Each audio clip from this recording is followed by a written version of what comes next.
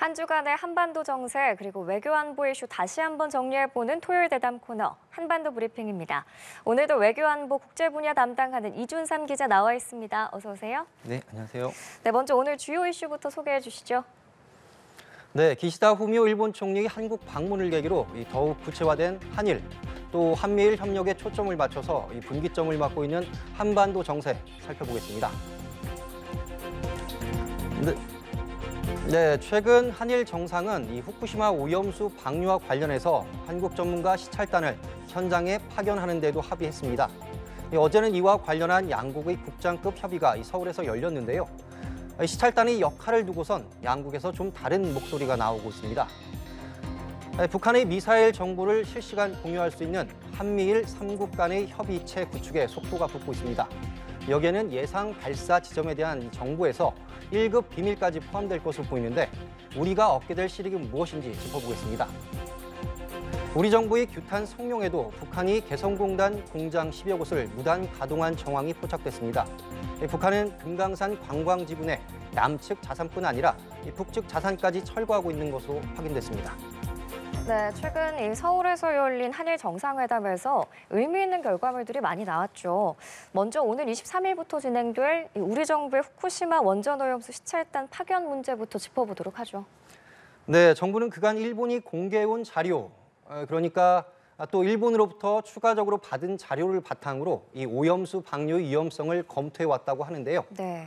이번 시찰을 통해서 현장에서 직접 그런 내용들을 확인해보겠다는 입장입니다. 어제 나온 정부의 브리핑 직접 들어보겠습니다. 오염수 정화 및 방류 시설 전반의 운영 상황과 방사성 물질 분석 역량 등을 직접 확인하고 우리의 과학적, 기술적 분석에 필요한 정보를 파악할 계획입니다. 네, 시찰단은 20명 내외로 구성될 것으로 보이는데요. 정부는 안전규제 분야 최고의 전문가들로 구성하겠다고 밝혔습니다. 네, 이렇게 시찰단을 파견하는 건 좋은데 우리 시찰단의 역할을 놓고 양국 정부의 입장이 조금 다르다는 관측이 나오고 있습니다. 핵심은 우리 시찰단이 오염수 안전성을 평가할 수 있느냐 없느냐인 것 같은데 어떤가요?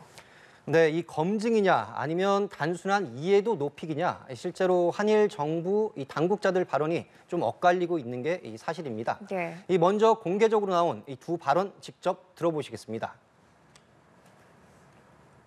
검증에 가까운 활동을 할 겁니다. 국민의 생명과 안전을 최우선으로 해서 분명하고 명확하게 이 문제를 처리해 나갈 겁니다. そしてこの視察を通じて韓国内におけるＡＬＰＳ処理水の海洋放出について安全性、その安全性について理解が深まることを期待したいというふうに思っております。処理水の安全性について評価や確認を行うものではないということであります。 네, 그러니까 일본은 시찰단이 이 오염수 안전성을 평가하는 건 아니다 이렇게 분명하게 선을 그었는데요. 우리 정부도 이번에 직접 시료를 채취하는 건 아니라고 확인했습니다. 그렇지만 한국이 참여한 이 국제 원자력 기구 차원에서 정밀한 검증이 이루어지고 있고 이번에 추가적으로 또 사찰단까지 현장에 가서 확인 절차를 거치는 만큼 실제 검증에 가까운 활동이 이루어진다. 이런 게 이제 우리 정부의 입장으로 요약해 볼 수 있을 것 같습니다. 한일 외교당국이 어제 오후에 이 국장급 실무 협의를 열고 구체적인 파견 인원수와 구성원, 또 시찰 범위 등을 논의했는데요. 이 세부 사항은 조율이 아직 마무리되지 않아서 추가 협의가 이루어질 예정입니다. 정부가 밝힌 것처럼 아직 시찰단이 가지도 않았는데 그 결과를 예단할 필요는 없겠지요. 일본이 성 있는 자세를 보이고 또 최대한 신뢰성 있는 자료를 확보할 수 있도록 사전 준비 철저히 갖추는 게 무엇보다 중요해 보입니다. 네, 이 부분은 진행이 되면 또 지켜보도록 하고요. 한일 정상회담에서 안보 협력과 관련해서 이 한미일 3국의 북한 미사일 공유 방안이 포함돼서 주목을 받았는데 이 부분은 구체적으로 어떤 의미로 해석을 하면 될까요? 네, 사실 이렇게 갑자기 튀어나온 내용은 아니고요. 작년 11월 이 프놈펜에서 이 한미일 정상회담이 있었는데 그때 이런 내용의 합의가 있었습니다. 그간 이제 이런 합의에 대한 후속 조치에 대한 논의가 이제 진행돼 왔습니다. 예. 또 이번에 한일 정상이 공동 기자회견을 통해서 이런 내용을 다시 한번 확인한 수준으로 이렇게 볼 수 있을 것 같고요. 다만 일본 언론의 보도가 이게 또 한 번 여기에 대한 관심을 촉발한 측면이 있는 것 같습니다. 예. 지난 9일 요미우리 보도인데요. 이 한국군과 주한미군, 이 자위대와 주일미군 레이더를 미국 인도 태평양 사령부를 통해서 접촉해서 한미일 3국이 정보를 즉시 공유한다. 이런 내용이었습니다.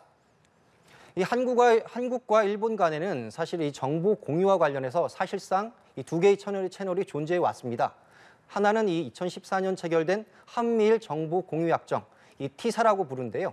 2016년 또 체결된 한일 군사정보 협정, 즉 지소미아가 있었습니다. 이런 측면에서 좀 더 주목되는 건 아무래도 이 속도 측면이 아닐까 이런 생각도 드는데요. 이 정치, 외교적 상황으로 이런 기존 채널들에도 불구하고 이 삼국 간 정보 공유에 어떤 이 획기적이라 할 만한 어떤 진척이 없었다는 게 이 대체적 평가 아니겠습니까?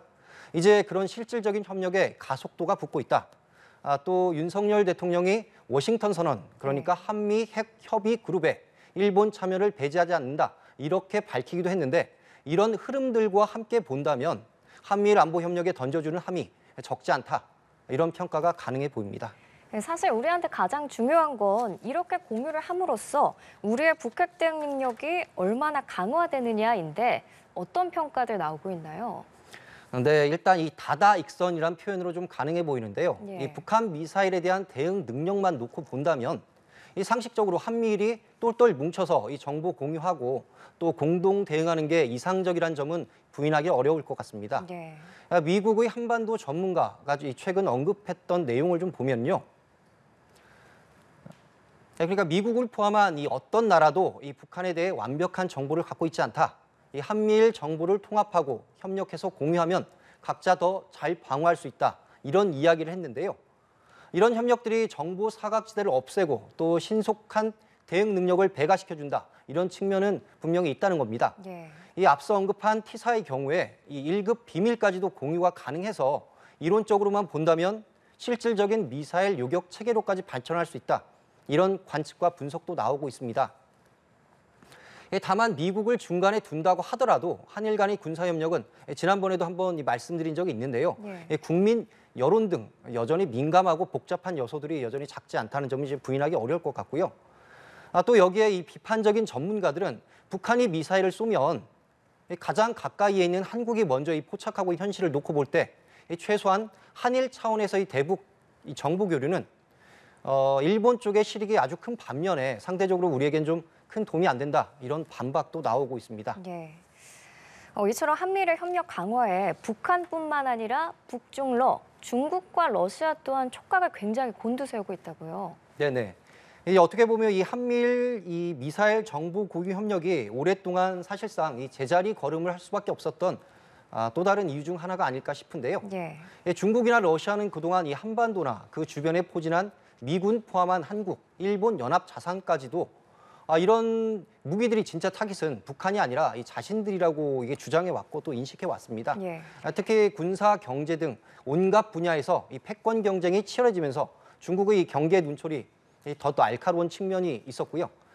잘 알다시피 이 중국의 경계심 조금 이 거칠게 표현하자면 약간 몽리라고도 볼 수 있는 이런 그 중국의 어떤 반응의 결정판은 아마도 2016년 사드 배치에 대한 보복 조치가 아니었나 싶습니다. 네. 최근 한미일의 이 움직임에 대해서 중국군 기관지가 고도의 경계를 촉구한다 이런 글을 올리면서 또 한 번 경계심을 드러냈습니다. 그러니까 이제 한미일 3국이 이른바 아시아 태평양판 이 북대서양 조약 기구까지 구축할 수 있다 이런 우려가 담겨 있는데요. 그렇다고 해서 이 당면한 북핵 위협에 이 동맹국가의 군사협력을 강화하는 건 당연한 거고요. 또 그 누구의 눈치를 볼 일은 아니라고 생각합니다. 다만 또 한편으로는 이 주변국들의 우리의 어떤 입장과 이해를 관찰하기 위한 이 다각적인 외교적 노력 역시 여전히 중요하다고밖에 강조할 수밖에 없을 것 같습니다. 네, 그럼 마지막으로 이번 주 남북관계 동향도 한번 살펴보도록 하겠습니다. 북한이 우리 정부의 규탄 성명 이후에 개성공단 가동률을 오히려 끌어올렸다는 보도가 있었어요. 이게 무슨 내용인가요? 네, 최근 우리 정부가 밝힌 내용인데요. 위성 사진을 포함한 이 여러 정황들을 고려해 볼 때 현재 10여 개 정도의 공장이 가동되고 있다. 또 그 숫자와 투입 인원이 계속 늘어나고 있다고 합니다. 예. 미국의 소리방송도 지난달 20일 기준 촬영된 위성 사진 분석을 토대로 이 공단 내 20곳이 넘는 건물과 공터에서 버스와 인파, 또 자재 등이 발견됐다고 전했습니다. 북한은 또 최근 금강산 관광지구 내에 있는 우리 측 자산뿐만 아니라 이 북측 소유의 이 시설물까지 철거하고 있는 것으로 확인됐습니다. 이 금강산 호텔은 예전에 이 남북 이산가족 상봉 행사 등이 열리기도 했던 곳인데요. 네.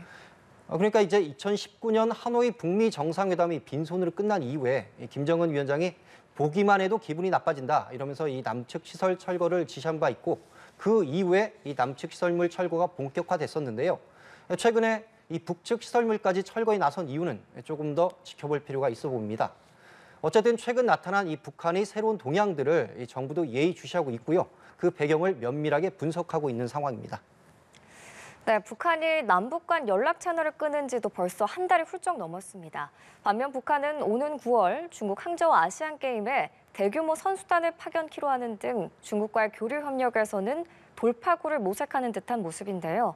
안타깝지만 남북 간의 대치 상황은 당분간 계속 이어질 걸로 보입니다. 오늘 한반도 브리핑 여기서 마치겠습니다. 이준삼 기자 수고하셨습니다. 네, 감사합니다.